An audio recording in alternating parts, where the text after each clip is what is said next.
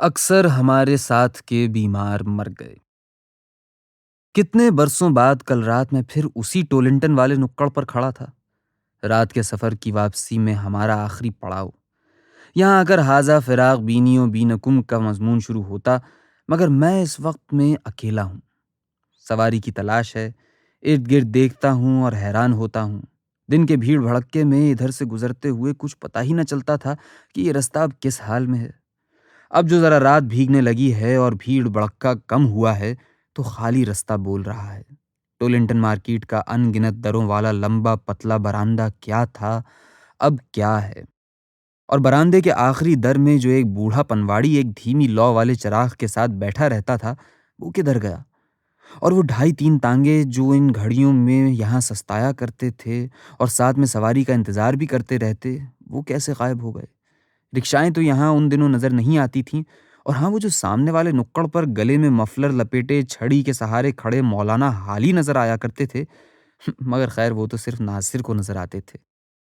رات کی ان خاموش، مطلب یہ کہ نسبتاً خاموش گھڑیوں میں، ورنہ خاموشی تو جیسے اس نگر سے رخصت ہو چکی ہے، یہاں سے وہاں تک پھیلا ہوا پورا رستہ جیسے مجھ سے کچھ پوچھ رہا ہے۔ اسے پوچھنا بھی چاہیے کہ کتنے برسوں سے اس نے ان قدموں کی آہٹ نہیں سنی جن سے وہ اپنی سناہٹی راتوں کے بیچ رفتہ رفتہ کتنا مانوس ہو گیا تھا۔ مگر مجھے بھی تو اس سے پوچھنا چاہیے کہ اس نے اپنے نشانات کو کہاں گم کر دیا۔ فٹ پاتھ پر جہاں تہاں چراغ کی مدھم روشنی میں بیٹھے ہوئے پان سگریٹ والے کس کھو میں جا چھپے، اور وہ جو اس کے دائیں بائیں منور چائے خانے تھے وہ کدھر گئے؟ Coffee House, Chinese, Dean, Gardenia, Blue Restaurant, Standard, Shiraz, Cafe Orient, Stiffles, Lord's, Metro, سب ہی حرف مکرر کی مثال مٹ گئے، جیسے ایک پوری تہذیب تھی کہ غروب ہو گئی۔ چیخوف نے اپنے بھائی کو خط لکھتے ہوئے اس کی ادبی کاوشوں پر بہت سی باتیں کیں۔ آخر میں لکھا کہ میں تمہیں یہ باتیں کچھ اس وجہ سے بھی لکھ رہا ہوں کہ تمہیں یہ احساس نہ ہو کہ تم اکیلے ہو۔ تخلیقی سرگرمی میں تنہائی بہت دکھ دیتی ہے۔ ٹھیک کہا، مگر ایک بات گوتم بدھ نے بھی کہہ رکھی ہے کہ اگر اپنے سے بہتر یا کم از کم اپنے برابر کا سنگی نہ ملے تو پھر یاتری کو چاہیے کہ ہمت سے قدم اٹھائے اور اکیلا یاترا کرے، کہ مورکھ کے ساتھ تو سنگت ہو نہیں سکتی۔ خیر میں نے تو اچھی سنگت ہی میں یاترا شروع کی تھی۔ لاہور آ کر بھی یہ ہوا کہ جب میں نے یہاں آ کر ڈیرا کیا تو سنگی ساتھی ملتے ہی چلے گئے۔ میں اپنے شروع کے دنوں کو دھیان میں لاتا ہوں اور حیران ہوتا ہوں یہ سوچ کر کہ اس شہر کی تپتی دوپہریں اور سناہٹی راتیں ان دنوں تخلیق کے درد سے کتنی دھڑکتی نظر آتی تھیں۔ سنگی ان دنوں کتنے تھے، ہر ایک کی دیوانگی کا اپنا طور تھا۔ شب زندہ دار ناصر کاظمی، گمسم شاکر علی، علم کے بوجھ سے بھاری مظفر علی سید، فلسفہ اگلتے شیخ صلاح الدین، انگلی سے ہوا میں عورت کا پیکر تراشنے میں منہمک حنیف رامے، ایزرا پاؤنڈ کے وظیفے میں غرق سعید محمود، ٹی ہاؤس کے ساتھ چپکے ہوئے شہرت بخاری اور احمد مشتاق۔ اس وقت یہی لگتا کہ دنیا ادھر سے ادھر ہو جائے، یہ اپنی وضع کے پکے اور اپنی دیوانگی میں سچے نہ اپنے تکیے سے اٹھیں گے نہ اپنی دیوانگی چھوڑیں گے۔ مگر زمانے کو قرار کہاں، ہر صحبت آخر کے تئیں صحبت چند روزہ ثابت ہوتی ہے۔ 4 گھڑی یاروں کا میلہ، پھر خاموشی، یاروں کی منڈلی بکھرتی چلی گئی۔ ارد گرد قریب و دور نظر دوڑاتا ہوں، مشکل سے کوئی نظر آتا ہے۔ جن جن کو تھا یہ عشق کا آزار مر گئے، اکثر ہمارے ساتھ کے بیمار مر گئے۔ خیر ساتھ کے جو بیمار جان سے گزر گئے ان کا جانا تو قضا کی طرف سے ٹھہر گیا تھا، باقیوں کو کیا ہوا؟ کوئی گوشہ نشین ہوا، کسی کو زمانے کی ہوا اڑا کر پردیس لے گئی، کسی کو سیاست کا بھیڑیا منہ میں دبا کر لے گیا، کوئی لقمہ ملازمت بن گیا۔ بیماروں نے کس کس راستے آزار سے چھٹکارا حاصل کیا۔ کتنی دفعہ گمان ہوا کہ میں اپنے آزار کے ساتھ اکیلا رہ گیا ہوں، مورکھوں کے ساتھ سنگت ہو نہیں سکتی تھی۔ خیر جوئندہ بائندہ کچھ نئے بیمار نظر آئے، سوچا کہ انہی سے رشتہ استوار کروں، مگر کوئی بیمار دوسرے بیمار کا بدل نہیں ہو سکتا۔ پھر یوں بھی ہے کہ آدمی کو اپنی پہلی محبت بہت عزیز ہوتی ہے، بعد میں دل پر جتنے بھی وار ہوں گمان یہی رہتا ہے کہ وہ جو ہم نے شروع میں عشق کی چوٹ کھائی تھی اسی نے ہمیں بنایا بگاڑا ہے۔ تو مجھے بھی یہی گمان رہتا ہے کہ میں نے بہت خوشبو دیوانگی کی انہی جاگتی راتوں اور تپتی دوپہروں سے اڑائی ہے جو بیت چکی ہیں، اور ان دیوانوں سے جو ان راتوں اور دوپہروں کے ساتھ رخصت ہو گئے۔ اس سے بڑھ کر ایک اور احساس ہے کہ شاید پاکستان کی بہترین راتیں اور بہترین دوپہریں وہی تھیں۔ پاکستان کی راتوں اور دوپہروں، صبحوں اور شاموں کا سنہری زمانہ کہہ لیجئے، یعنی پاکستان کا سنہری زمانہ۔ کتنی جلدی یہ زمانہ گزر گیا۔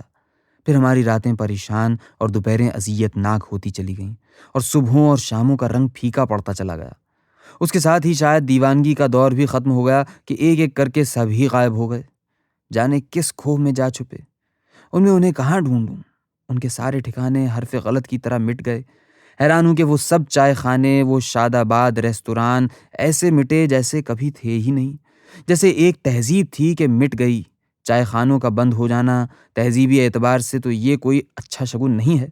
ہاں، یاد آیا کہ مال روڈ کا ایک پوش ریستوران اب سے تھوڑے برسوں پہلے تک چائے کی پیالی میں طوفان اٹھانے والوں کی ایک ٹولی کا ٹھکانہ بنا ہوا تھا۔ حبیب جالب، اکا دکا صحافی، کوئی دانشور، کوئی نمبر 2 سیاستدان، بس بیٹھے ہیں، چائے پی رہے ہیں اور بحث کر رہے ہیں۔ ریستوران کے مالک و مینیجر نے جب یہ دیکھا کہ یہ ٹولی نہ لنچ کا آرڈر دیتی ہے، نہ ڈنر کا تکلف کرتی ہے، خالی چائے اور لمبی نشست، اس نے ریستوران میں نیا دستور نافذ کیا کہ خالی چائے سرو نہیں ہوگی، صرف لنچ اور ڈنر کا آرڈر والوں کو سرو کیا جائے گا۔ لیجئے، مال پر جو یاروں کا آخری ٹھکانہ تھا وہ بھی گیا۔ غالب نے یہ بلا وجہ نہیں کہا تھا کہ جی ڈھونڈتا ہے پھر وہی فرصت کے رات دن، بیٹھے رہیں تصور جانا کیے ہوئے۔ بے شک جیسا کہ ہمارے مصلحین کہہ گئے ہیں، قوموں کی ترقی کا راز ذوق عمل میں پوشیدہ ہے، لیکن ذوق عمل اس انتہا تک تو نہیں جانا چاہیے کہ فرصت کے رات دن بالکل ہی غائب ہو جائیں۔ علامہ اقبال برحق، مگر ایک بڑی سچائی غالب کے بیان میں بھی پوشیدہ ہے۔ جوش عمل سے سرشار قوم کے بیچ ایسے ٹھالی ٹھسکے لوگ بھی تو ہونے چاہیے کہ بس بیٹھے ہیں اور تصور جانا میں غرق ہیں، یا لیٹے ہوئے ستارے گن رہے ہیں اور کمر بند میں گرہیں لگاتے چلے جا رہے ہیں، یا چائے خانے میں بیٹھے چائے کی پیالی میں طوفان اٹھا رہے ہیں اور بحث کر رہے ہیں، فلسفہ بگار رہے ہیں، یا پتجھڑ دیکھ رہے ہیں اور اداس بیٹھے ہیں۔ ایسے ہی لوگ تو تہذیب کے ضامن ہوتے ہیں۔ کسی معاشرے سے ایسے افراد کا غائب ہو جانا اور ان کے ٹھکانوں کا غارت ہو جانا اس معاشرے کے لیے کچھ اچھا شگون نہیں ہے۔ جب چائے خانے غائب ہو جائیں اور فاسٹ فوڈ ریستوران تیزی سے کھلتے چلے جائیں اور امنڈتا ہوا نیا ٹریفک گھاس اور پھولوں کے تختوں کو رون ڈالے اور درختوں کو نگلتا چلا جائے، تو جان لیجئے کہ وہ روایتی شہر جس کی اپنی ایک تہذیب، اپنی ایک بوباس ہوتی ہے، وہ رخصت ہوا اور اب ایک نئے شہر کی نمود اور ایک نئے کمرشل کلچر کی آمد ہے۔ در بیان مشروبات و معقولات، بار شہر لاہور کی بوباس کا تھوڑا سا بیان ہو جائے، اس حوالے سے کہ اس روایتی شہر کے اپنے کھانے، اپنے ذائقے کیا تھے اور کس طرح بدلتے چلے گئے۔ اس کا احساس تو سب سے پہلے اپنے گھر ہی کے دسترخوان سے ہوا۔ میں بتا رہا تھا کہ میرے یہاں آنے کے بعد خاندان کے جو 2 نگ یہاں پہنچے وہ میرے 2 بھانجے تھے، انصار اور منو حسن ظہیر۔ منو ابھی تعلیم کے مراحل طے کر رہا تھا، انصار نے زندگی کا باقاعدہ آغاز کر دیا تھا۔ شادی ہو چکی تھی، جو دلہن بہا کر لایا وہ پنجاب کی مٹی تھی اور بٹالہ کی بیٹی۔ یہ ہمارے خاندان میں پنجاب کا پہلا نفوذ تھا، پھر تو یہ نفوذ بڑھتا ہی چلا گیا۔ ایک روز کھانے کی میز پر شلجم گوشت کی ڈش دیکھ کر جی خوش ہوا، مگر لقمہ منہ میں گیا تو جیسے گڑ منہ میں گھل گیا۔ عائشہ، یہ تم نے کیا پکایا ہے؟ ماموں، یہ گھونگلو گوشت ہے۔ گھونگلو گوشت تو ہے، مگر میٹھا کیوں ہے؟ ایلو، میٹھے کے بغیر بھی کہیں گھونگلو گوشت پکتا ہے؟ پھر کچھ شادیوں میں آنا جانا ہوا، شادی کا جو کھانا بھی کھایا اس میں باقی کھانوں کے ساتھ پالک گوشت کی ڈش مقرر نظر آئی، جیسے یہ شادی کے دسترخوان کا لازمی جزو ہے۔ اس ایک ڈش نے پنجاب کے ولیمے کو یو پی والوں کے ولیمے سے کتنا الگ ذائقہ دے دیا تھا۔ گرمیوں کے موسم میں ان دنوں دوپہر کے جس ریستوران میں بھی قدم رکھتے، بیرا کھانے کا آرڈر بعد میں لیتا، پہلے نمکین لسی کا بھرا جگ لا کر میز پر رکھ دیتا۔ صبح کے ناشتے میں لاہور کے چٹورے حلوے پوری کی طرف لپکتے تھے یا سری پائے سیر ہو کر کھاتے تھے۔ ایک روز مظفر نے ذکر کیا کہ دلی کا ایک نہاری والا یہاں آیا ہے، لوہاری کے اندر ایک گلی میں اس نے اپنی دکان جمائی ہے۔ پھر فوراً ہی پروگرام طے کیا کہ کل صبح چل کر دیکھتے ہیں کہ کیسی نہاری بناتا ہے۔ لیجیے، اگلی صبح منہ اندھیرے کے ابھی چڑیوں نے چہکنا شروع کیا تھا، ہم جاڑے میں کپ کپاتے مارا مار کرتے گلی گلی جھانکتے لوہاری کی اس گلی میں پہنچے۔ نہاری کی دیگ دم میں آ چکی تھی، تندور پر نان لگ رہے تھے، اکا دکا گاہک بیٹھا تھا، ہم بھی جا شامل ہوئے۔ نہاری واہ واہ، نان سبحان اللہ۔ نان تو خیر لاہور والوں کی بھی غذا میں شامل ہے، مگر دلی کے نان کا ذائقہ الگ ہوتا ہے۔ مظفر دلی کے زبان کے چٹخارے کا پہلے ہی قائل تھا، اب دلی کی نہاری کے ذائقے کا بھی قائل ہو گیا۔ اس نے جانا کہ دلی کا یہ نہاری والا بھی میر امن دلی والے کا بھائی بند ہے۔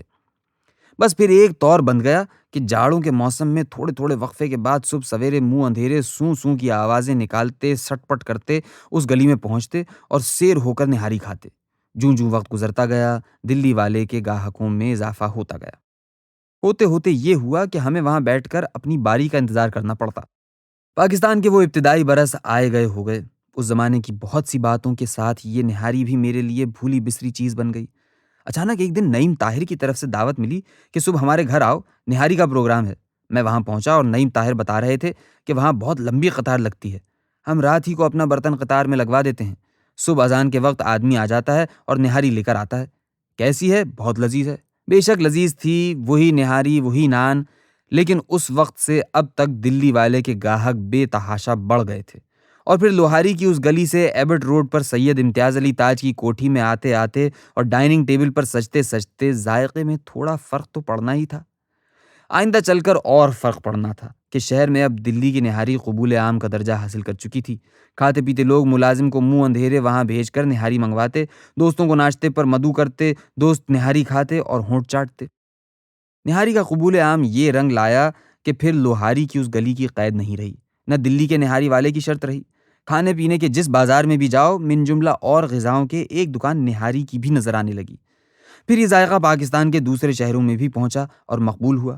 حق یہ ہے کہ پاکستان میں دلی کی دو ہی چیزیں چلیں، یا دلی کی نہاری چلی یا جمیل الدین علی چلے، مگر نہاری تو مقبولیت کے اس نشے میں اپنے ادب آداب ہی بھول گئی۔ نہار منہ سے اس کا جو لازمی رشتہ چلا آتا تھا وہ قطربوت ہو گیا۔ اب چٹوروں کے دسترخوان پر دوپہر جاؤ تو نہاری، رات جاؤ تو نہاری، اور جب گلی گلی نہاری بک رہی ہو تو اس کا اپنا ذائقہ کہاں سلامت رہے گا؟ مگر شعر و ادب ہو یا نہاری، مقبولیت کے بعد تو یہی کچھ ہوتا ہے۔ تو تقسیم کے بعد لاہور شہر کے ذائقوں میں ایک انقلاب یہ آیا۔ خیر یہ کون سا ایسا انقلاب تھا؟ روایتی شہر کے ذائقوں کے بیچ ایک اور بڑے روایتی شہر سے آئے ہوئے ذائقے نے اپنی جگہ بنائی، اور اس طرح بنائی کہ چٹورے اپنے سری پائے کو بھول گئے۔ ذائقوں میں انقلاب تو اب آیا ہے، اور انقلاب سا انقلاب۔ نمکین لسی کا جگ ریستورانوں کی کھانے کی میزوں سے دیکھتے دیکھتے غائب ہو گیا۔ اب اس کی جگہ ٹیم اور 7 اپ کی بوتلیں نظر آتی ہیں۔ ان بوتلوں کی تہذیب کا آغاز کوکا کولا سے ہوا تھا۔ کوکا کولا چھٹی دہائی کے آغاز کے ساتھ اس شہر میں داخل ہوا اور پورے شہر کو اپنی رو میں بہا کر لے گیا۔ یہاں تک کہ ستوؤں والوں نے اپنے ستوؤں کو ستو کولا کہہ کر، اور شکر کا شربت بیچنے والوں نے اپنے شربت کو شکر کولا کہہ کر بیچنا شروع کر دیا۔ ایک نکڑ پر تخم بالنگے کا شربت بکا کرتا تھا۔ کولائی انقلاب کے بعد اس نے بھی ایک گتے پر تخم بالنگا کولا لکھ کر اپنے ریڑے پر سجا لیا۔ انہی دنوں پاکستان میں مصر کے جمال عبد الناصر کا دورہ ہوا۔ اس شہر میں بھی ان کا ورود ہوا۔ انجمن حمایت الاسلام کی تقریب میں پہنچے تو تواضع کرنے والوں نے فوراً کوکا کولا کی بوتل پیش کی۔ جمال ناصر نے کوکا کولا کی بوتل کو دیکھا، پھر پرے سرکا کر کہا کہ اپنے ملک کا کوئی مشروب پلائیے۔ مگر ملک کے مشروب تو لسی سمیت سبھی پس منظر میں چلے گئے تھے۔ جو بک رہے تھے ان کے ساتھ بھی بیچنے والوں نے کولا کا لاحقہ لگا لیا تھا۔ صرف خالی پانی کی سبیل اس لائقے سے بچی رہ گئی تھی۔ آگے مال پر جہاں لارڈز تھا اور جہاں ہم وقت بے وقت براجا کرتے تھے، اس کے آس پاس ایک چارپائی پر ایک اپاہج بوڑھا لیٹا نظر آتا تھا۔ جب مئی کا مہینہ آتا تو یہ چارپائی سرک کر فٹ پاتھ کے متصل آ جاتی، اور فٹ پاتھ پر اس چارپائی کے آگے کورے مٹکوں کی ایک قطار نظر آتی۔ ٹھنڈے پانی سے بھرے مٹکے، آتے جاتوں کو یہ بوڑھا خود پانی پلاتا۔ پانی پیو یہ نعمت رب جلیل ہے۔ مگر شہر میں کوکا کولا کے اسٹال پھیلتے جا رہے تھے۔ اس رو میں لسی، ستو کولا، شکر کولا، تخم بالنگا کولا سب ہی بہہ گئے۔ ساتھ میں سبیل بھی بہہ گئی۔ بوڑھا مر گیا، اس کے ساتھ یہ سبیل بھی گئی۔ شہر کی باقی سبیلیں بھی گئیں، اور یہ مصرع بھی گیا، پانی پیو یہ نعمت رب جلیل ہے۔ سبیل تو روایتی شہر کی نشانی تھی۔ نئے کمرشلائزڈ شہر میں سبیل یعنی پانی مفت، پیاسوں کو پانی پلاؤ اور ثواب کماؤ، پیسہ نہیں ثواب، یہ تو انمل بیجوڑ چیز تھی۔ سو سبیل کا باب اب بند ہونا ہی تھا۔ سبیل ختم، اب کوکا کولا کے اسٹال شہر میں پھیلتے جا رہے تھے۔ کوکا کولا تیزی سے آیا، تیزی سے نئے سے پرانا ہوا۔ جب نیا پرانا ہو گیا تو اس کی برادری سے نئے نئے مشروبوں کی نمود ہوئی۔ ہر مشروب نے چندے خوب چمک دکھائی۔ چمک ایک ذرا ماند ہوئی تو دوسرا مشروب آن موجود ہوا۔ 7 اپ، ٹیم، پیپسی، ان سب کو کوکا کولا ہی کی آل اولاد سمجھو۔ پہلے نئے مشروب آئے، پھر نئی نئی غذائی اشیاء آئیں۔ برگر آیا، پیزا آیا، زبان کا ذائقہ پینے اور کھانے دونوں ہی معاملوں میں ایک انقلاب سے دوچار تھا۔ اس پر مجھے ابن انشا یاد آ گیا۔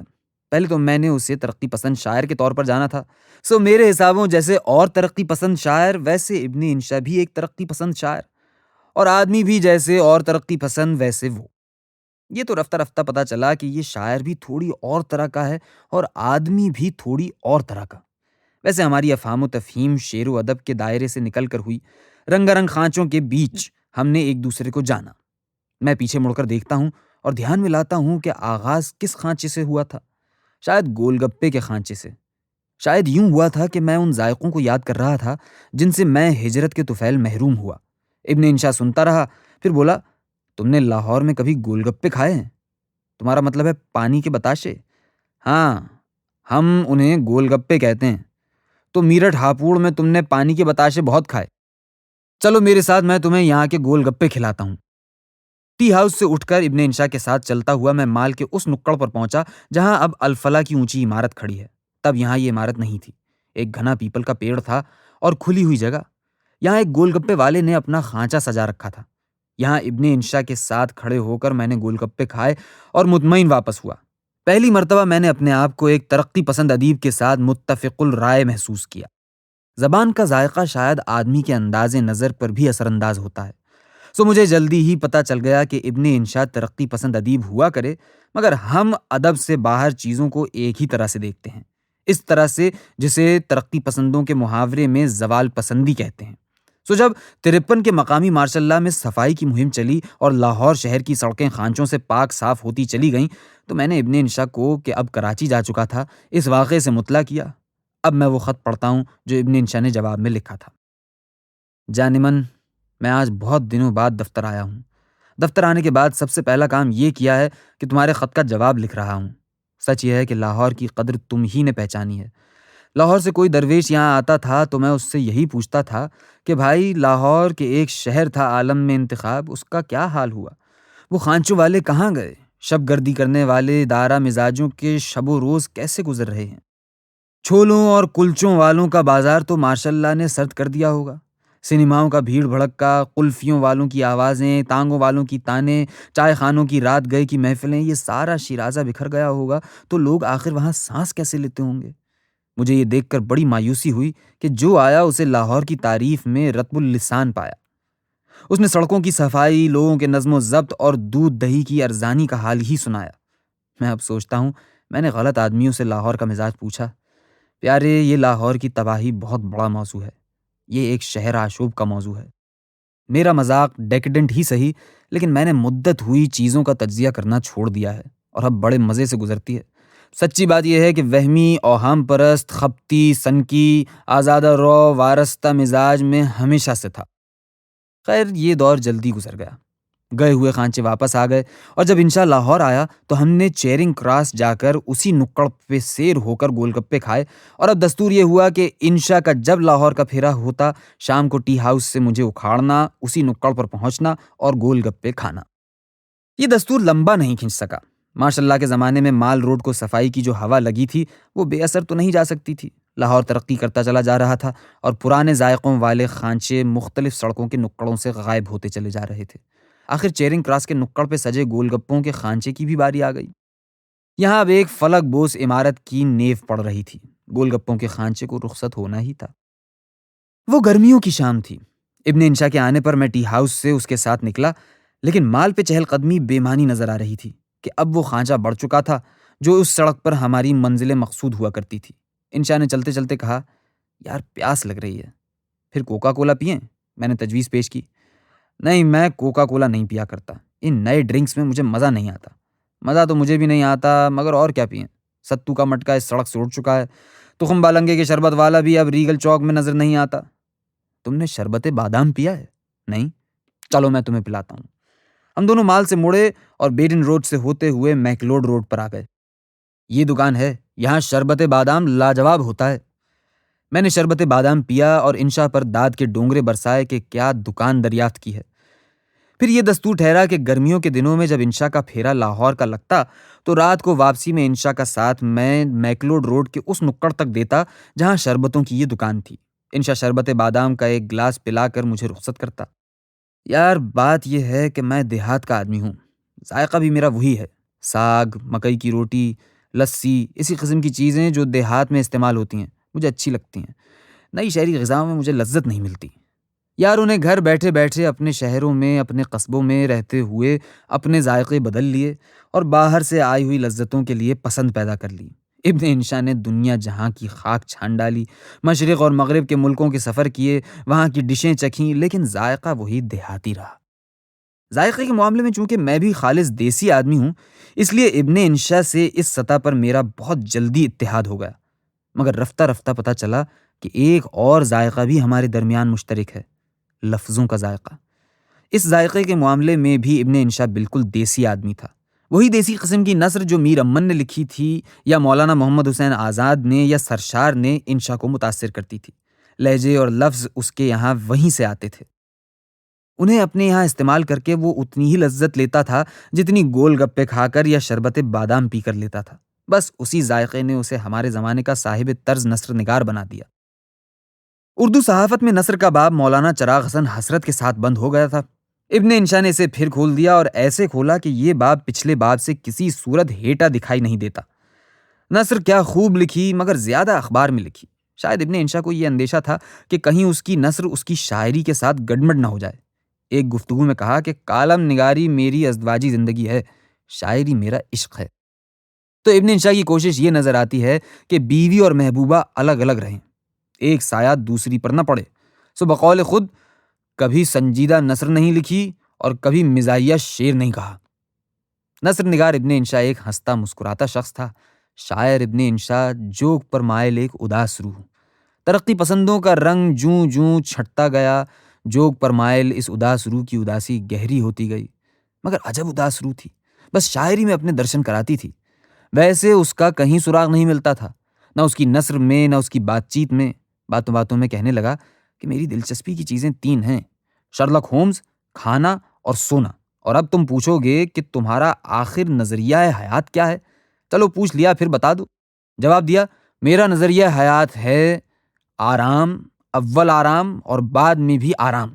اس لیے میں سونا پسند کرتا ہوں اور اس کا قائل ہوں کہ آنے والے کل میں جو تمہیں کرنا ہے اسے آج پر مت ٹالو۔ تو موصوف کو سونے سے بہت دلچسپی تھی، وہ اپنے نظریہ حیات کے واسطے سے تھی اور کھانے سے رغبت۔ کہنے لگا کہ میرا ذائقہ بالکل دیہاتی ہے، جس طرح جاہل اپنی جہالت میں مگن رہتا ہے، میں اپنے دیہاتی ذائقے میں مگن ہوں۔ مگر اب ہمارے ذائقے ایک انقلاب سے دوچار ہیں۔ پہلے کوکا کلچر آیا اور ہمارے رنگا رنگ شربتوں کو، ستوؤں کو، لسی کو بہا کر لے گیا۔ اب پیزا کلچر کی نمود ہے۔ گزرے زمانے کی ایک مثل یاد آئی، رام نے ایک بیٹا دیا، وہ بھی مسلمان کا، پوری کچوری کھاتا نہیں، ٹکڑا مانگے نان کا۔ یہ ان نئے نویلے ہندو نوجوانوں کا احوال ہے جو اپنے روایتی کھانوں سے بیزار تھے اور مغلئی دسترخوان پر لہلوٹ تھے۔ کم و بیش یہی صورت احوال اب پاکستان میں پیدا ہو چکی ہے۔ نئی تانتی نئے ذائقوں پر ریچھی ہوئی ہے۔ ہمارے سارے مغلئی، غیر مغلئی، پنجابی، پشاوری کھانے ایک طرف اور پیزا دوسری طرف۔ پیزا ہٹ کھلتے چلے جا رہے ہیں، اور سب سے بڑھ کر یہ کہ پاکستان میں میکڈانلڈ آن پہنچا ہے۔ کھانوں کی پرانی تہذیب کو سلام، اب فاسٹ فوڈ کلچر کی نمود ہے۔ روایتی شہر اب اپنے آخری دموں پر ہے۔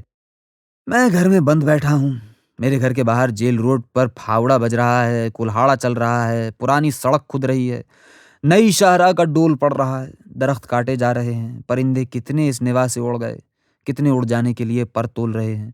کچھ وزادار چڑیاں ہیں جو پرانی وزا کو نبھا رہی ہیں، صبح ہی صبح نمودار ہوتی ہیں تو اس کے تھوڑے ریزے جو میں پیش کر سکتا ہوں کر دیتا ہوں۔ وہ چگتی ہیں، تھوڑا چوں چوں کرتی ہیں، پھر جلدی ہی پھر کر کے اڑ جاتی ہیں۔ دیکھا چاہیے کہ یہ چڑیاں اس وجہ کو کب تک بنا رہتی ہیں۔ مجھے دیکھو کہ میں اس نئے ابھرتے نقشے میں پرانے چائے خانوں کو ڈھونڈتا پھرتا ہوں اور ان یاروں کو جو یہاں بیٹھ کر دنیا و مافیا سے بے تعلق ہو جاتے تھے۔ کھانا کھایا، کھایا نہ کھایا، مگر چائے کا دور جاری رہنا چاہیے۔ جب کسی چائے خانے کا پتہ نشان نہیں ملتا تو گھوم پھر کر ٹی ہاؤس، کم از کم اس زمانے کا ایک نشان تو باقی ہے۔ یاد فراق محبت شب کی جلی ہوئی، ایک شمع کے بس ٹمٹما رہی ہے، وہی نقشہ ہے ولے اس قدر آباد نہیں۔ اتنا بھی غنیمت ہے، اکا دکا دیوانہ اب بھی نظر آ ہی جاتا ہے، ایک آدھ سچ مچ کا پاگل بھی۔ ہاں، اس زمانے میں زیادہ ہوتے تھے، سچ مچ کے پاگل بھی زیادہ نظر آتے تھے۔ ایک کو تو ہم نے اپنی نظروں کے سامنے پاگل دیوانہ ہوتے دیکھا، ڈاکٹر سلیم واحد سلیم۔ اچھے بھلے آدمی تھے، اچھی بھلی غزل کہتے تھے، ایک دو کام کی کتابوں کے ترجمے بھی کر رکھے تھے۔ تجھ کے جہانگیری کا ترجمہ تو مجھے اب تک یاد ہے، اچھا کیا تھا۔ اپنے کلینک سے فارغ ہو کر ٹھیک 8:30 بجے شب ٹی ہاؤس پہنچتے تھے، جس پر انجم رومانی نے کچھ شعر بھی کہے تھے۔ آغاز یوں ہوتا تھا: آتا ہے 8:30 بجے ڈاکٹر سلیم۔ عارف عبد المتین کے ساتھ یارانہ تھا، انہی کے ساتھ چائے پیتے اور بحث کرتے نظر آتے تھے۔ بس دیکھتے دیکھتے دماغ چل بچل ہو گیا، اور ایسا چل بچل ہوا کہ ٹی ہاؤس چھوڑا، ٹی ہاؤس والوں کو چھوڑا۔ سب سے متنفر دور دور ہراساں پریشاں پھرتے تھے، سب پر شک کہ CID والے ہیں اور میرا پیچھا کر رہے ہیں۔ رات گئے جب ہم چلتے چلتے مال سے دور کسی کوچے میں جا نکلتے تو اچانک کسی موڑ پر کہیں قریب سے ایک غسیلی آواز سنائی دیتی: سالے خفیہ والے! اور اس کے ساتھ ایک مغلظ گالی۔ انہیں گمان گزرتا کہ ہم انہی کا پیچھا کرتے کرتے اس کوچے میں آئے ہیں۔ پھر ایک دن ایک کوچے سے گزرتے ہوئے عجب منظر دیکھا۔ کیا دیکھا کہ تالیاں بجاتے، قہقہے لگاتے لڑکوں کا ایک غول ڈاکٹر سلیم کے پیچھے پیچھے چل رہا ہے۔ اچانک انہوں نے ایک اینٹ اٹھائی اور پلٹ کر مغلظ گالیاں دیتے ہوئے اینٹ کھینچ کر ان کی طرف پھینکی۔ لڑکے سر پہ پیر رکھ کر بھاگے۔ اب لڑکے آگے آگے بھاگ رہے تھے اور ڈاکٹر سلیم اینٹ لیے ان کے پیچھے پیچھے دوڑ رہے تھے۔ ان دنوں ٹی ہاؤس کے عین سامنے پیپل کے پیڑ تلے ایک نلکا تھا۔ ایک پاگل مال کے فٹ پاتھ پر چلتے چلتے نل کو دیکھ کر ٹھٹکتا، پانی پیتا، اپنے سفید بگلا تحمد اور کرتے پر پڑی ہوئی اصلی یا فرضی چھینٹ کو محنت سے دھوتا۔ اس پاگل کو صفائی اور پاکیزگی کا خبت تھا۔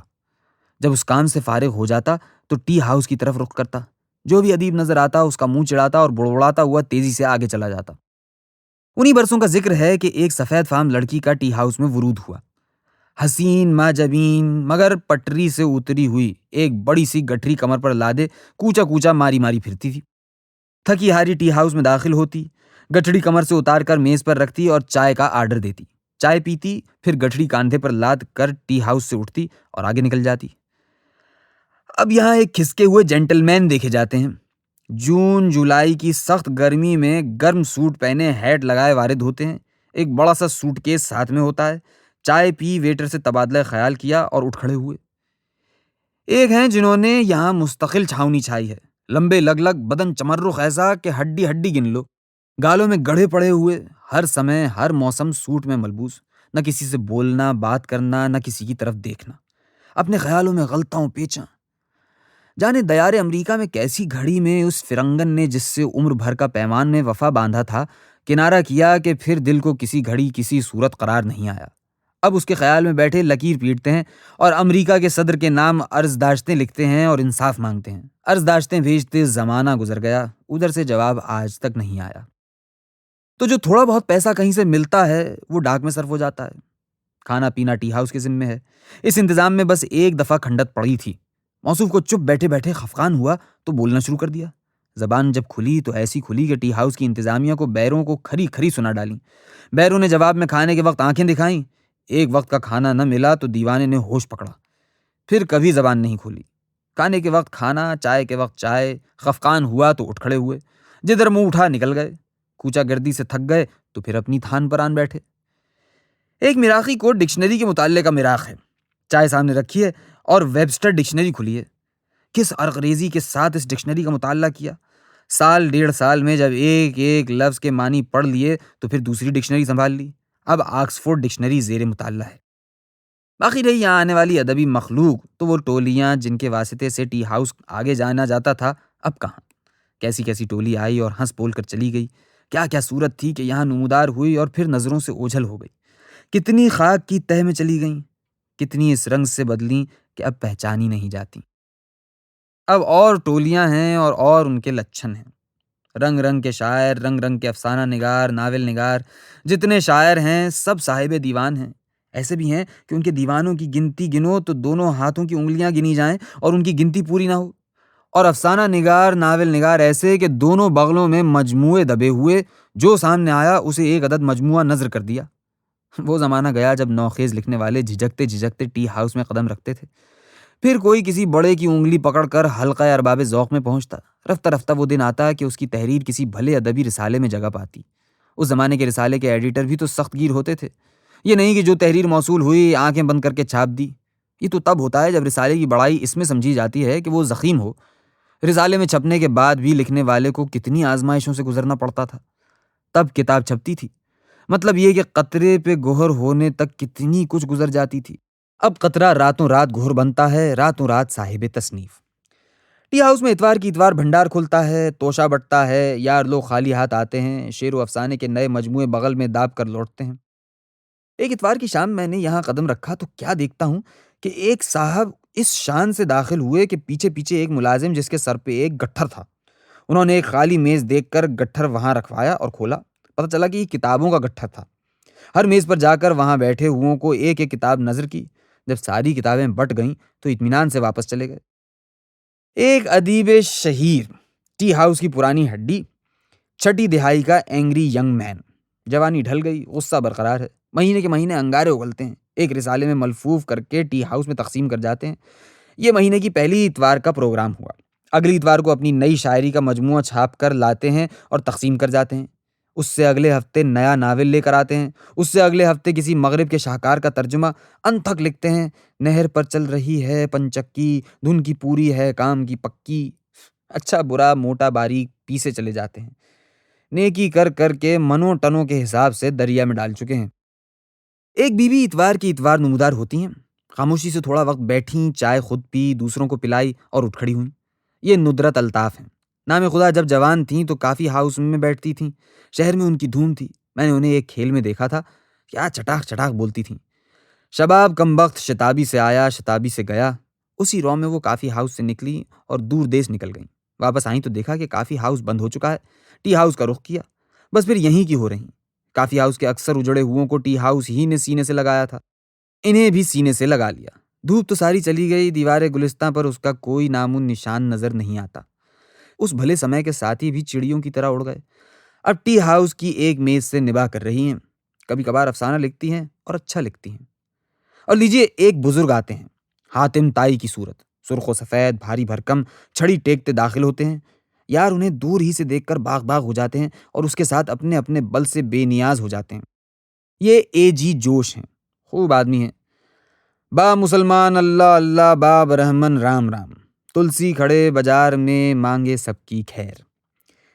اے جی جوش کا بازار ٹی ہاؤس ہے۔ ایک ایک میز پر جانا، تھوڑا بیٹھنا، پھر اگلی میز کا رخ کرنا۔ جس میز پر دم بھر کے لیے ٹک گئے، اس پر جتنی چائے پی گئی ہے اسے ان کے حساب میں شامل سمجھو۔ ویسے فیاضی کی داستان ٹی ہاؤس سے آگے بھی چلتی ہے۔ دعوتوں کا اہتمام ذوق و شوق سے کرتے ہیں۔ یار کھا کر خوش ہوتے ہیں، یہ کھلا کر خوش ہوتے ہیں۔ اور وہ جو دیوار سے متصل نشست سے چپکے ایک بزرگ بیٹھے ہیں، چھریرا بدن، کمر قدرے جھکی ہوئی، جانے کب سے یہاں جمے بیٹھے ہیں۔ میں کتنے زمانے سے انہیں اسی نشست پر اسی انداز میں بیٹھا دیکھتا آ رہا ہوں۔ شاید اتنے زمانے سے بیٹھے بیٹھے انہیں تھوڑی پھپھوندی بھی لگ گئی ہوگی۔ یہ اسرار زیدی ہیں، نہ منہ سے بولتے ہیں نہ سر سے کھیلتے ہیں، پھر بھی ان میں کوئی جادو تو ہے کہ عقیدت مند دور دور سے کھنچ کر ان کے پاس پہنچتے ہیں۔ ان کی ٹیبل سمجھو کہ آستانہ عالیہ ہے۔ بندگان درگاہ ٹی ہاؤس میں داخل ہو کر پہلے اس آستانے پر ماتھا ٹیکتے ہیں، پھر جس کا جو مشغلہ ہے اس میں مصروف ہو جاتا ہے۔ کہتے ہیں جسے نظر بھر کر دیکھ لیتے ہیں اسے حلقے میں اقتدار مل جاتا ہے، اسی لیے حلقے کے الیکشن کے دنوں میں ان کے گرد زیادہ جمگٹا رہتا ہے۔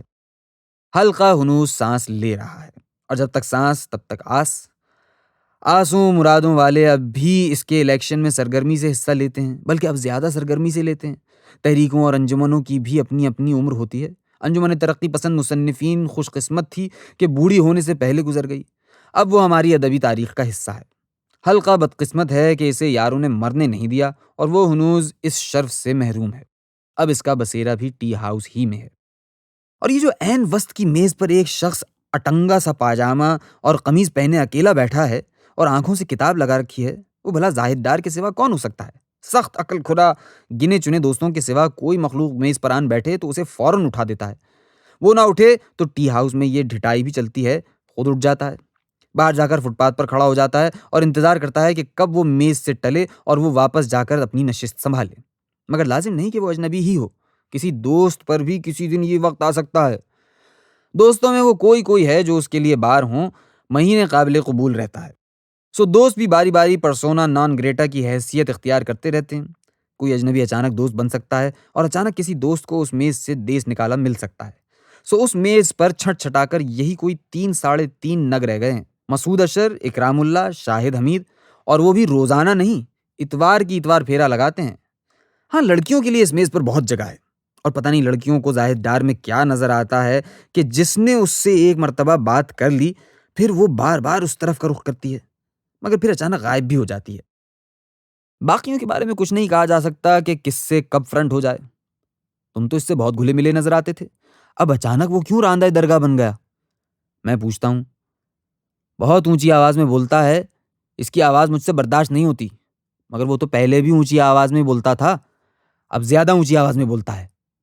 تم یہ نہیں کر سکتے؟ ایک روز میں نے تجویز پیش کی کہ ٹی ہاؤس آنے کی بجائے جنگل کا رخ کرو اور کسی برگد کے سائے میں جا بیٹھو، وہاں تمہیں کوئی پریشان نہیں کرے گا، یکسوئی سے کتاب پڑھ سکو گے۔ ایسا ہی کرتا، مگر یہ گوتم بدھ کا زمانہ نہیں ہے، دوسرے ہی دن پولیس مجھے را کا ایجنٹ بتا کر پکڑ لے جائے گی۔ مگر ٹی ہاؤس تم کس خوشی میں آتے ہو؟ تمہیں پتہ نہیں ہے کہ یہاں ادب کے نام پر ہر رنگ کا جانور آ کر گرتا ہے، ان کے ہوتے ہوئے یہاں کس بھلے آدمی کو یکسوئی میسر آ سکتی ہے؟ میں یہاں خاموشی کی تلاش میں آتا ہوں۔ خاموشی کی تلاش ٹی ہاؤس میں؟ میں حیرانی سے اسے دیکھتا ہوں۔ مجھے حیران ہونا چاہیے، مال روڈ کا یہ نکڑ جہاں ٹی ہاؤس واقع ہے مال روڈ کے سب سے پرشور نکڑوں میں سے ہے۔ باہر بھی شور اور اندر تو شور ہوتا ہی ہے، اور ضیاء الحق کے زمانے سے اس شور میں ایک اور قسم کا اضافہ ہو گیا ہے۔ اس زمانے میں یاروں کو جب جلسہ کرنے اور دل کا غبار نکالنے کے لیے کہیں جگہ نہ ملتی تھی تو ٹی ہاؤس آ کر اس کی بالائی منزل میں جلسہ کرتے تھے۔ یوم مئی کا دانشوروں کا جلسہ سال کے سال یہیں ہوا کرتا تھا، تب سے ٹی ہاؤس جلسہ گاہ بھی ہے۔ کسی بھی شام یہاں جلسہ کرنے والوں کا بھیڑ بھڑکا نظر آ سکتا ہے۔ حلقے کا جلسہ بھی اب یہیں ہونے لگا ہے۔ تو میں کہتا ہوں کہ تم باولے ہو گئے ہو، ٹی ہاؤس میں تمہیں خاموشی کہاں مل جائے گی؟ مگر زاہد ڈار کی منطق یہ ہے کہ ہر شور کے وسط میں ایک خاموشی کا منطقہ ہوتا ہے۔ سو وہ روز دن ڈھلے گھر سے پیدل چل کر مال کی ٹریفک کے بہنگم شور سے گزر کر ٹی ہاؤس پہنچتا ہے اور عین وسط کی میز سنبھال کر سمجھتا ہے کہ وہ خاموشی کے منطقے میں داخل ہو گیا ہے۔ پھر کتاب کھولتا ہے اور ارد گرد کے شور سے بے نیاز ہو جاتا ہے۔ لے دے کے کتاب پڑھنا ہی اس کی مصروفیت ہے، اسی کے زور پر وہ اپنے آپ کو دنیا کا مصروف ترین آدمی تصور کرتا ہے۔ ضحاک کے کاندھوں پر 2 سانپ پھنپھناتے رہتے تھے۔ روز صبح ان سانپوں کو 2 انسانی کھوپڑیاں درکار ہوتی تھیں کہ یہی ان کی غذا تھی۔ یہ غذا نہ ملتی تو وہ ضحاک پر پھنکارتے تھے۔ زاہد ڈار کے کاندھوں پر بھی 2 سانپ بیٹھے ہیں۔ انہیں غذا کے نام انسانی کھوپڑیوں سے نکلا ہوا وہ گودا درکار ہوتا ہے جسے کتاب کہتے ہیں۔ یہ سانپ اتنے ظالم ہیں کہ انہوں نے اس سے شاعری چھڑوا دی۔ کہتا ہے کہ شاعری میں وقت بہت ضائع ہوتا ہے، اگر میں شاعری کرتا رہتا تو بہت سی کتابیں پڑھنے سے رہ جاتی۔ عمر تھوڑی ہے اور کتابیں پڑھنے کے لیے بہت ہیں، سو میں نے سوچا کہ شاعری چھوڑو اور صرف کتابیں پڑھو۔ کتابیں بے شک بہت ہیں، زاہد ڈار کے لیے بہت سے بھی زیادہ ہیں۔ ساری کتابیں تو اللہ کا کوئی بندہ نہیں پڑھ سکتا، سو ہر کتب بین کو پڑھنے کے لیے کتابوں کا انتخاب کرنا پڑتا ہے۔ زاہد ڈار کم از کم اردو کی کتابوں کی حد تک کسی انتخاب کا قائل نہیں ہے۔ اچھی بری جو کتاب ہاتھ پڑ جائے پڑھتا ہے۔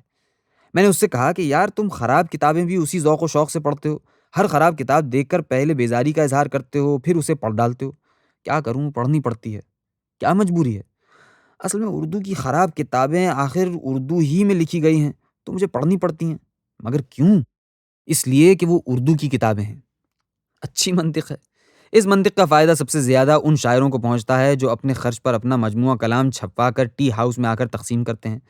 زاہد ڈار سے یہ سن کر کہ اس نے ان کا مجموعہ پڑھا ہے کتنے خوش ہوتے ہیں، مگر جب رائے معلوم کرنے پر اصرار کرتے ہیں اور رائے معلوم ہو جاتی ہے تو اتنے ہی ناخوش بھی ہوتے ہیں۔ میرا جی کا یہ بیان وہ کتنے شوق سے دہراتا ہے کہ میری مادری زبان اردو ہے جو میری ماں نہیں بولتی۔ کہتا ہے کہ میری بھی مادری زبان اردو ہے جو میری ماں نہیں بولتی تھی۔ زاہد ڈار وقت کا بہت پابند ہے اور یہ چیز اسے ٹی ہاؤس اور کافی ہاؤس کے پچھلے زمانے کے دیوانوں سے ممتاز کرتی ہے۔ بھلا ناصر نے کبھی سوچا تھا کہ ٹی ہاؤس کتنے بج کر کتنے منٹ پر پہنچنا ہے اور کتنے بجے تک بیٹھنا ہے؟ ناصر کی زندگی میں گھڑی کا سرے سے کوئی دخل ہی نہیں تھا، مگر زاہد ڈار پابندی کے ساتھ دن ڈھلے عین 6 بجے ٹی ہاؤس میں قدم رکھتا ہے، 9 بجے یہاں سے اٹھ جاتا ہے۔ اس پروگرام میں اگر وہ ایک گھپلا نہ کرتا تو میں اسے ڈپٹی نذیر احمد کے بعد دوسرا ڈپٹی نذیر احمد بتاتا، مگر اس مقام کو اس نے اپنی ایک حماقت سے کھو دیا۔ ڈپٹی نذیر احمد کے متعلق مرزا فرحت اللہ بیگ نے بتایا ہے کہ پابندی سے روز دن ڈھلے ہارڈنگ لائبریری جانے کے لیے گھر سے نکلتے اور وقت کے ایسے پابند کہ ادھر گھنٹہ گھر نے 4 بجائے ادھر ڈپٹی صاحب نے لائبریری میں قدم رکھا۔ چاندنی چوک کے دکاندار انہیں دیکھ کر اپنی گھڑیاں درست کرتے تھے۔ انہیں گھنٹہ گھر سے بڑھ کر اس گھڑی پر اعتبار تھا جس کا نام نذیر احمد تھا۔ زاہد ڈار کو ایسا شرف حاصل ہوتے ہوتے رہ گیا، بیچ بیچ میں غوطہ جو کھا جاتا تھا۔ کتنے دنوں تک یاروں کو تجسس رہا کہ جب ٹی ہاؤس نہیں آتا تو پھر کہاں جاتا ہے۔ اب کی بات نہیں، پہلے کی بتاتا ہوں کہ اب تو رخ اور طرف ہے۔ ایک دوست نے مجھ سے پوچھا کہ یہ تمہارا زاہد ڈار جس شام ٹی ہاؤس نہیں آتا اس شام کہاں جاتا ہے؟ میں نے کہا کہ شہر میں ایک ہی تو گھر ہے، وہیں جاتا ہے۔ وہ کون سا گھر ہے؟ کشور ناہید کا گھر۔ یہ سن کر اس دوست نے سر پیٹ لیا اور کہا کہ اس خان ماں خراب نے ڈھونڈا ہے گھر کہاں۔ میں نے اسے بتایا کہ جس شام تم نہیں آتے اس شام دوستوں پر کیا گزرتی ہے۔ بولا کیا کروں، مجبوری ہے، جب کشور ناہید کا پیغام آ جاتا ہے تو میرا جسم خود بخود اس گھر کی طرف حرکت کرنے لگتا ہے۔ ہاں، ایک بات میں غلط کہہ گیا، محض کتب بینی ہی اس کا مشغلہ نہیں ہے، دو روگ اس نے اور بھی پالے ہیں، عشق اور پیچش۔ پیچش کی خاطر وہ 10 سال تک مسلسل ایک پیٹنٹ دوا لوموٹل استعمال کرتا رہا۔ میں نے ایک روز پوچھا کیا واقعی تمہیں پیچش ہے؟ تھی، اب نہیں ہے۔ کب تھی؟ اب سے 10 سال پہلے ہوئی تھی۔ لوموٹل کھائی پھر نہیں ہوئی، تو پھر لوموٹل کیوں کھائے چلے جا رہے ہو؟ پھر بھی تو ہو سکتی ہے، تو لوموٹل کھا لیتا ہوں، میرا کیا بگڑتا ہے؟ زاہد ڈار بغیر امراض کے نہیں رہ سکتا۔ جب رفتہ رفتہ اسے یقین ہو گیا کہ پیچش چلی گئی اور اب اس کے آنے کے امکانات نہیں ہیں تو اس نے اپنے لیے اور امراض کا اہتمام کیا۔ ایک آدھ مرض تو اسے شاید واقعی تھا، باقی اس نے اپنی نئی طبی تحقیق کی مدد سے دریافت کی۔ شروع میں تو اس نے انور سجاد کی ڈاکٹری پر بھروسہ کیا تھا، مگر انور سجاد سے جب بھی اس نے اپنی جس تکلیف کا بھی ذکر کیا اس نے ایک ہی نسخہ بتایا کہ خوب پانی پیو۔ بس اسی میں اس کی ڈاکٹری سے اس کا اعتبار اٹھتا چلا گیا۔ پھر اس نے خود ہی امریکہ، برطانیہ سے آنے والے رسالوں میں میڈیکل رپورٹوں کو پڑھنا شروع کر دیا اور تھوڑے ہی عرصے میں تازہ ترین طبی تحقیقوں پر اسے عبور حاصل ہو گیا۔ تب اس نے ایک روز افسوس سے کہا کہ انور سجاد نے یورپ کے نئے تجرباتی ڈراموں کو تو بہت پڑھا، اس سے اسے کیا حاصل ہوا؟ اتنا ہی وقت وہ وہاں کی نئی طبی تحقیقات کے مطالعے پر صرف کرتا تو اس سے اس کی ڈاکٹری میں بھی تازگی آ جاتی اور اس کے مریضوں کا بھی بھلا ہو جاتا۔ زاہد ڈار کی اپنے بارے میں ابتدائی تشخیص یہ تھی کہ اس کے گردے میں پتھری ہے۔ کشور ناہید تک یہ خبر گئی تو اس نے جھٹ اسے ہسپتال میں داخل کرا دیا۔ بیمار ادیبوں کو ہسپتال میں داخل کرانا اس کا ویسے ہی محبوب مشغلہ ہے، اور یہ تو زاہد ڈار کا معاملہ تھا۔ وہاں اس کے پیشاب کے ٹیسٹ ہوئے، ایکس رے ہوئے، الٹرا ساؤنڈ ہوا، کچھ برآمد نہیں ہوا۔ وہ پھر ٹی ہاؤس آ بیٹھا۔ تھوڑے دنوں بعد اسے اپنی ابتدائی تشخیص کی خامی کا احساس ہوا۔ اب اس کی تشخیص یہ تھی کہ اسے سوزاک ہے۔ کشور نے پھر اسے ہسپتال میں داخل کرا دیا۔ پھر سارے ٹیسٹ ہوئے، پھر کچھ برآمد نہیں ہوا۔ ہسپتال سے نکل کر پھر ٹی ہاؤس آ بیٹھا۔ اب اس نے اپنی تازہ طبی معلومات کے زور پر یہ تشخیص کیا کہ اسے شوگر ہے، مگر جب ٹیسٹ ہوئے تو ان میں کچھ نہیں نکلا۔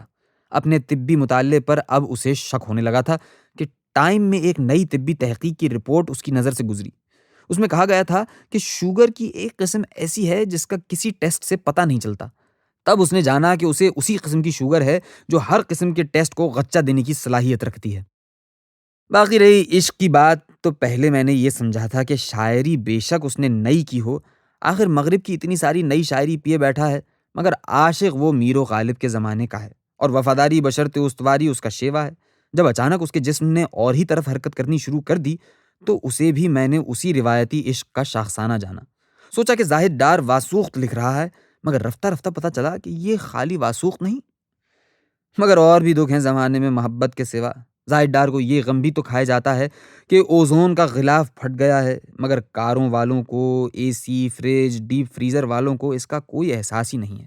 اوزون کا غلاف بالکل ہی پارا پارا نہ ہو جائے، کم از کم ٹی ہاؤس کی حد تک اس نے روک تھام کی ہے۔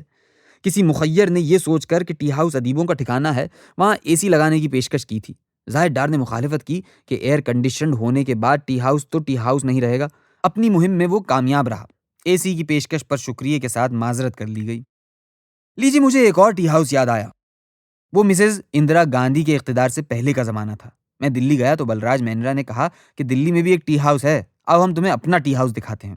کناٹ پیلس کے بیچ ایک چائے خانہ، بالکل ٹی ہاؤس، وہی نقشہ، اسی قدر آباد۔ ارے یہ تو دیویندر ستارتھی ہیں۔ ایک سفید ٹیگورین داڑھی اور سفید لمبی زلفوں کے ساتھ میز پر اپنی پوتھی کھولے بیٹھے ہیں، اور یہ کون بزرگ ہیں؟ تعارف ہوا، ہنس راج رہبر۔ دعا سلام کے فوراً بعد نوٹس دیا کہ میں نے 2 پیمفلٹ لکھے ہیں، انہیں تم جا کر پاکستان والوں کو دکھاؤ گے۔ ایک پیمفلٹ میرے ہاتھ میں پکڑایا، کہا کہ اس میں میں نے مہاتما گاندھی کو ایکسپوز کیا ہے۔ پھر دوسرا پیمفلٹ پکڑا دیا، اس میں میں نے نہرو کو ایکسپوز کیا ہے۔ پھر تاکید کی کہ بس یہ دونوں پیمفلٹ پاکستان والوں کے لیے لے جاؤ۔ میں سٹپٹایا، پھر دست بستہ عرض کیا، رہبر صاحب آپ نے بہت بھاری ذمہ داری میرے سر پر ڈال دی ہے، میں اس کا اہل نہیں، معافی چاہتا ہوں۔ دوسری مرتبہ دلی گیا تو اس دوران اندرا گاندھی آندھی دھاندھی آئیں اور ایمرجنسی کا داغ دامن پہ لے کر چلی بھی گئیں۔ میں نے یاروں سے کہا کہ چلو تمہارے ٹی ہاؤس بھی جھانک لیں۔ ٹی ہاؤس اب کہاں؟ مینرا نے افسوس سے کہا۔ اندرا جی کی ایمرجنسی اسے کھا گئی۔ میں حیران ہوا، اچھا مگر کیوں؟ اندرا جی کو شک تھا کہ یہاں بیٹھ کر دانشور ان کے خلاف سازشیں کرتے ہیں، سو وہ عمارت ہی ڈھا دی گئی۔ میں ہکا بکا کہ اچھا ایمرجنسی میں یوں بھی ہوا، پھر تو یہ ایمرجنسی ہمارے مارشل لاؤں سے نمبر لے گئی۔ ایوب خان کے زمانے میں تو لیل و نہار میں ایک اداریہ بھی آ گیا تھا کہ ان ٹی ہاؤس میں بیٹھنے والے دانشوروں کی کیا زبانیں بند نہیں کی جا سکتی؟ پھر بھی ٹی ہاؤس چلتا رہا۔ ہاں ان زمانوں میں تو ٹی ہاؤس چلتا رہا، مگر اب چلتا رہے تو جانے، چائے خانوں کی تہذیب ہی مٹ گئی۔ چائے خانے گئے، چائے خانوں کے ساتھ چائے کی پیالی میں طوفان اٹھانے والے گئے۔ اب انہیں ڈھونڈ چراغ رخ زیبا لے کر کہاں نظر آئیں گے؟ پیزا ہٹ میں، فاسٹ فوڈ ریستوران میں؟ توبہ کرو۔ اس وقت برما کی عوامی رہنما آنگ سان سیوکائی کی کتاب لیٹرز فرام برما میرے سامنے کھلی رکھی ہے۔ اس مقام پر جہاں اس نے رنگون کی ٹی شاپس کا ذکر کیا ہے، بتا رہی ہے کہ رنگون میں ٹی شاپس کو یا چائے خانوں کو اتنی مقبولیت حاصل ہے کہ ٹی شاپ سٹنگ کا محاورہ چل پڑا ہے۔ ادیب اس سٹنگ کے بہت رسیا ہیں۔ ان کی یہ سٹنگ کبھی ایک غیر رسمی ادبی میٹنگ کی شکل اختیار کر لیتی ہے اور کبھی شعر و شاعری کی محفل بن جاتی ہے۔ طلباء اور دوسرے نوجوان یہاں آ کر بیٹھتے ہیں اور پاپ میوزک سے لے کر سیاست تک ہر موضوع بکھانتے ہیں۔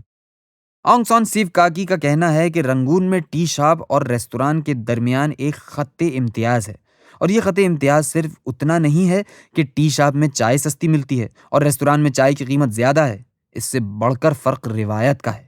ٹی شاپ میں بیٹھنے والے طلباء ان نوجوانوں کے، ان طلباء اور طالبات کی روایت کے پیرو ہیں جن کی سرگرمیوں کی وجہ سے دوسری جنگ عظیم سے پہلے کے زمانے میں رنگون یونیورسٹی تحریک آزادی کا مرکز بن گئی۔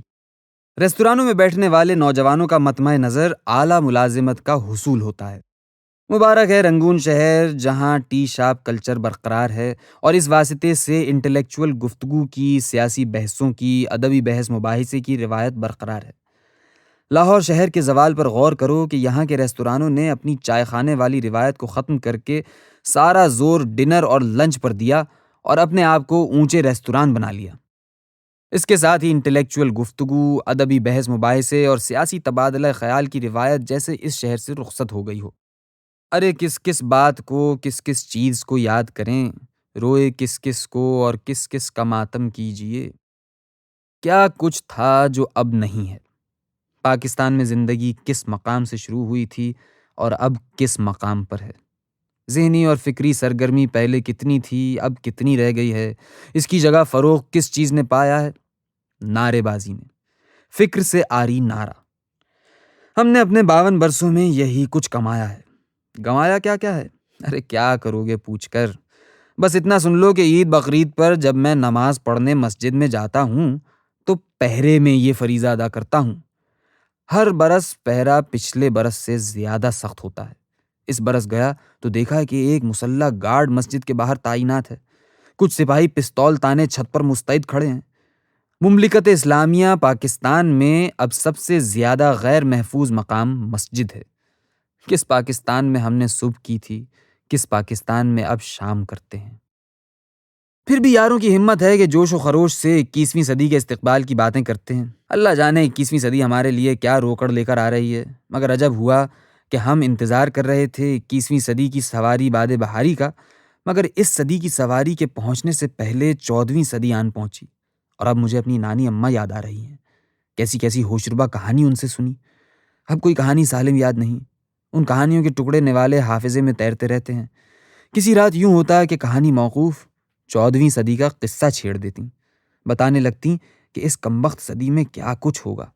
آدمی آدمی کو کھائے گا، گائے گوبر کھائے گی، کنواری بر مانگے گی، اور عجب بات ہے کہ میری نانی اماں نے 14ویں صدی کے بارے میں جو بتایا تھا وہی مہابھارت میں کلجگ کے ذیل میں بتایا گیا ہے۔ پتہ نہیں یہ 14ویں صدی ہے یا کلجگ، زمانہ بہرحال کالا پڑتا چلا جا رہا ہے اور سر پہ ایک تلوار لٹک رہی ہے۔ بلکہ محاورے کو چھوڑو اور کہو کہ سروں پہ ایٹم بم گرج رہا ہے، جانے کب کس مورخ کی کل اینٹ جائے اور یہ دھم سے ہم پہ پھٹ پڑے۔ القاریہ مل قاریہ۔ اور تمہیں کچھ خبر بھی ہے کہ یہ دھماکہ ہے کیسا؟ تصور کرو اس دن کا جب آدمی ایسے ہو جائیں گے جیسے پتنگے بکھرے پڑے ہوں، اور پہاڑوں کی یہ صورت ہو جائے گی جیسے دھنکی ہوئی روئی۔ کمبخت زمانہ تو کالا پڑتا ہی چلا جا رہا ہے، سفیدی تو بس اب مرغی کے انڈے جتنی باقی رہ گئی ہے۔